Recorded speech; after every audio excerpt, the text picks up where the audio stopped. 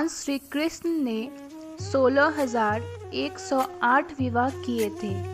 इतने विवाह आज तक ना किसी ने किए, ना कोई कर पाया और ना कोई कर पाएगा। भगवान ने सभी विवाह करुणावश दिए थे,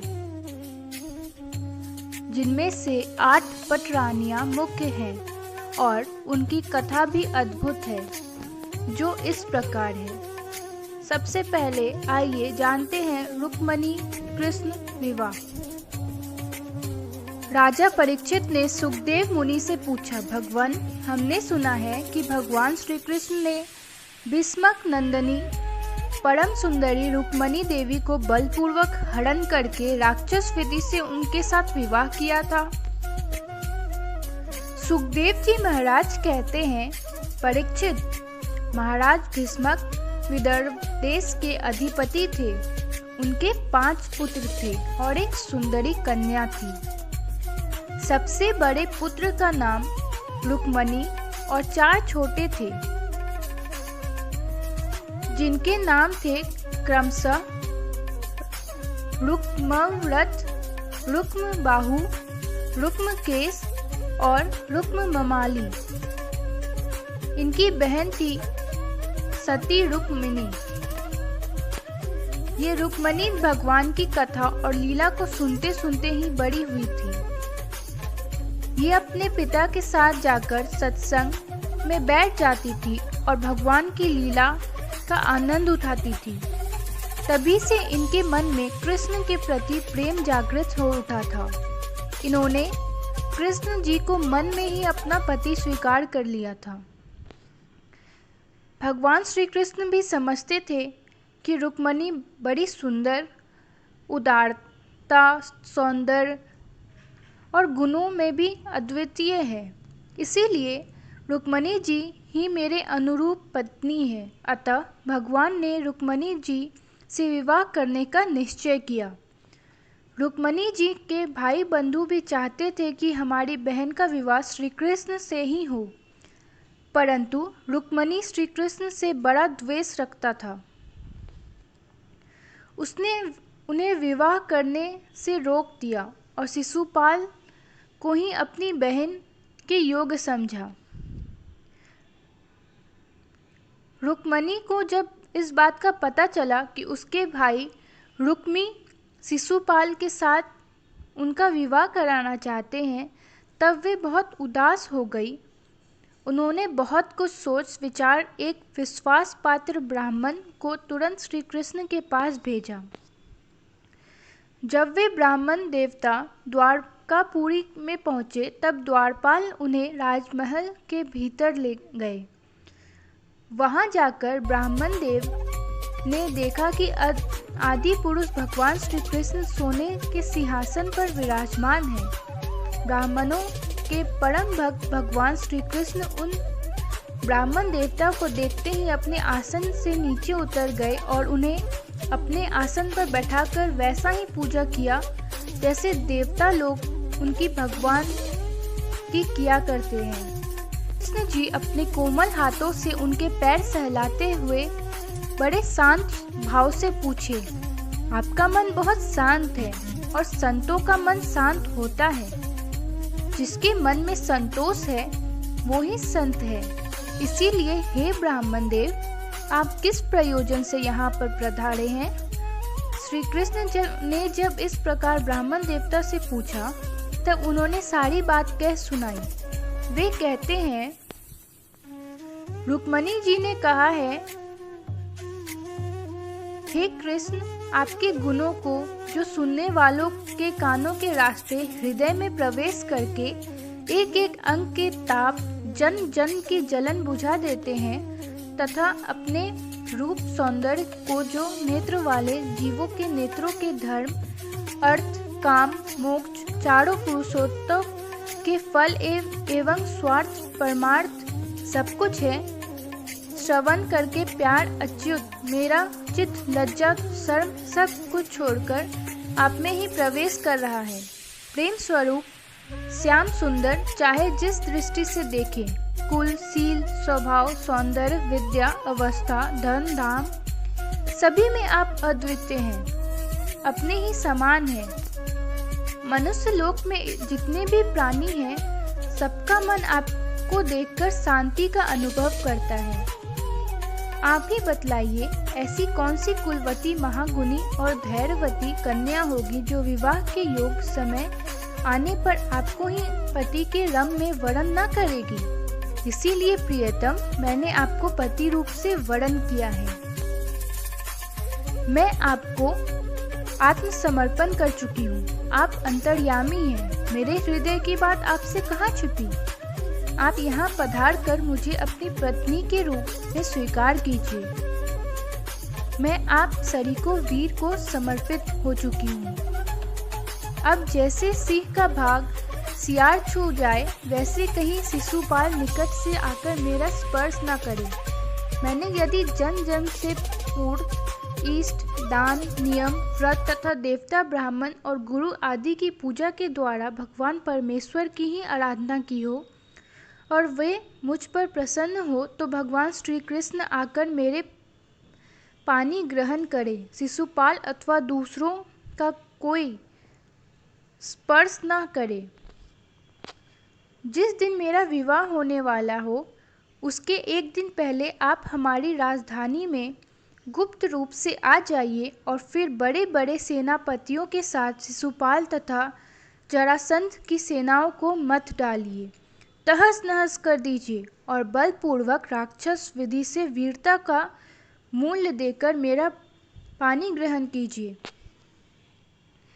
यदि आप यह सोचते हैं कि तुम तो अंतःपुर में भीतर के जनाने महलों में पहरे के अंदर रहती हो, तुम्हारे भाई बंधुओं को मेरे बिना मैं तुम्हें कैसे ले जा सकता हूँ, तो इसका उपाय मैं आपको बतलाती हूँ।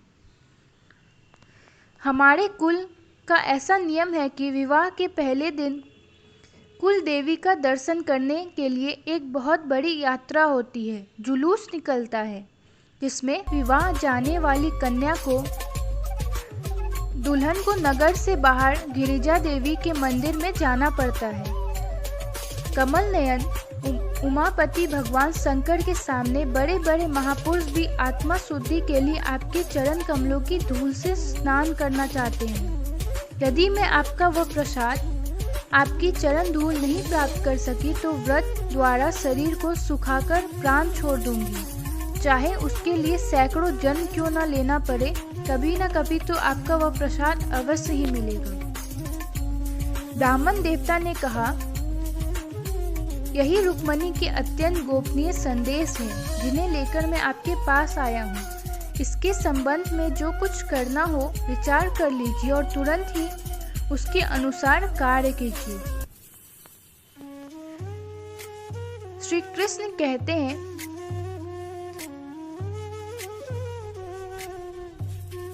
ब्राह्मण देवता, जैसे विदर्भ राजकुमारी मुझे चाहती है, वैसे ही मैं भी उन्हें चाहता हूँ।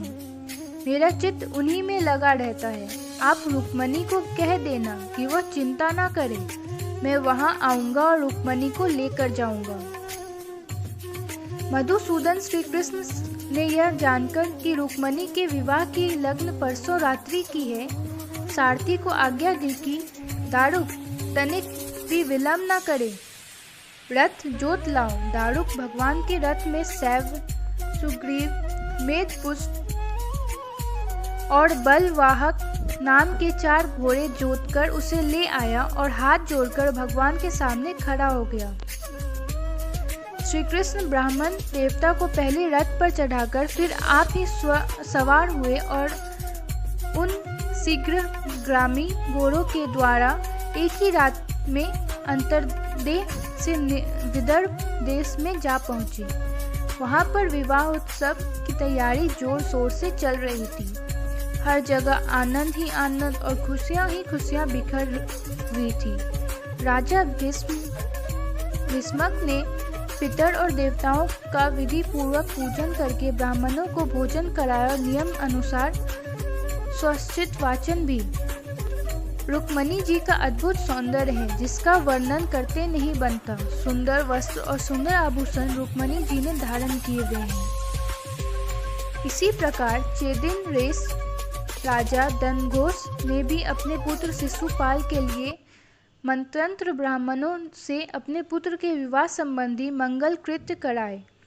इसके बाद वे मद चुआते हुए हाथियों, सोने की मालाओं से सजा हुआ रथ, पैदलों तथा घुड़सवारों की चतुरंगिनी सेना साथ लेकर कनकपुर जा पहुँचे। विदर्भ राज भीष्मक ने आगे आकर उनका स्वागत सत्कार और प्रथा के अनुसार अर्चन पूजन किया। इसके बाद उन लोगों को पहले से ही निश्चित किए हुए जनवासों में आनंद पूर्वक ठहरा दिया। वे सब राजा श्री कृष्ण और बलराम जी के विरोधी थे और राजकुमारी रुक्मणी शिशुपाल को ही मिले, इस विचार से आए थे। उन्होंने अपने अपने मन में यह पहले ही निश्चय कर रखा था कि यदि श्री कृष्ण, बलराम आदि यदुवंशियों के साथ आकर कन्या को हरने की चेष्टा करेगा तो हम सब मिलकर उसे लड़ेंगे। यही कारण था कि उन राजाओं ने अपनी अपनी पूरी सेना और रथ, घोड़े आदि भी अपने साथ लेकर आए थे। जब बलराम जी को इस बात का पता लग गया कि भैया श्री कृष्ण अकेले ही राजकुमारी का हरण करने के लिए चले गए हैं, तब उन्होंने वहां लड़ाई झगड़े की बड़ी आशंका हुई, क्योंकि वहां तो बड़े बड़े राजा आए हुए होंगे। भाई के प्रेम के कारण वे तुरंत ही हाथी, घोड़े, रथ और पैदलों की भारी चतुरंगिनी सेना साथ लेकर कुंडिनपुर के लिए चल पड़े। इधर रुक्मणी जी भगवान श्री कृष्ण के सुभागन की प्रतीक्षा कर रही थी। उन्होंने देखा श्री कृष्ण की तो कौन कहे, अभी ब्राह्मण देवता भी नहीं लौटे, तो वे बड़ी चिंता में पड़ गई। सोचने लगी, रुक्मणी जी मन ही मन कहती है केवल एक रात बची हुई है, लेकिन श्री कृष्ण अब तक नहीं आए और वो ब्राह्मण देव भी अब तक नहीं आए। लगता है मेरा भाग्य ही मंद है। भगवान शंकर भी मेरे अनुकूल नहीं जान पड़ते। यह भी संभव है कि रुद्र पत्नी गिरिराज कुमारी सती पार्वती जी मुझसे अप्रसन्न हो। जब रुक्मणी ने ये सब सोच रही थी, तब श्री कृष्ण के भेजे हुए ब्राह्मण देवता आ गए और उन्होंने अंतःपुर में राजकुमारी रुक्मणी को इस प्रकार देखा मानो कोई अध्यान मग्न देवी हो। ब्राह्मण देव ने कहा, राजकुमारी, आपको ले जाने की उन्होंने सत्य प्रतिज्ञा की है। आज जब रुक्मणी जी ने ये बात सुनी तो उनकी खुशी का ठिकाना नहीं रहा। उन्होंने इसके बदले में ब्राह्मण के लिए भगवान के अतिरिक्त और कुछ प्रिय न देखकर उन्होंने केवल नमस्कार किया। राजा भीष्मक ने सुना कि भगवान श्री कृष्ण और बलराम जी मेरे कन्या का विवाह देखने के लिए उत्सुकतावश यहाँ पधारे हैं, तो उन्होंने भगवान का बहुत स्वागत किया। वहाँ पर जितने विदर्भ देश के नागरिक हैं, सभी चाहते हैं कि भगवान का विवाह रुक्मणी के साथ हो। यदि हमने अपने पूर्व जन्म या इस जन्म में कुछ भी सत्कर्म किया हो तो त्रिलोक विधाता भगवान हम पर प्रसन्न हो और ऐसी कृपा करे कि श्याम सुंदर श्री कृष्ण ही विदर्भ राजकुमारी रुक्मणी का पानी ग्रहण करें। जिस समय प्रेम परवश होकर पूर्ववासी लोग परस्पर इस प्रकार बातचीत कर रहे थे, उसी समय रुक्मणी जी अंतःपुर से निकलकर देवी जी के मंदिर के लिए चली।